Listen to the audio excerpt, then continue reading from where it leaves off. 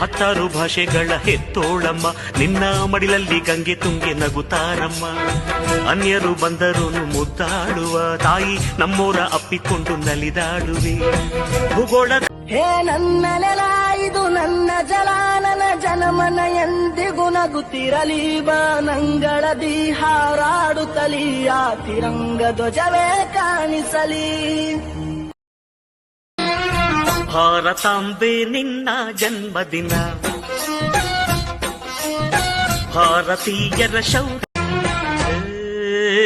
ಹತ್ತಾರು ಭಾಷೆಗಳ ಹೆತ್ತೋಳಮ್ಮ, ನಿನ್ನ ಮಡಿಲಲ್ಲಿ ಗಂಗೆ ತುಂಗೆ ನಗುತ್ತಾರಮ್ಮ.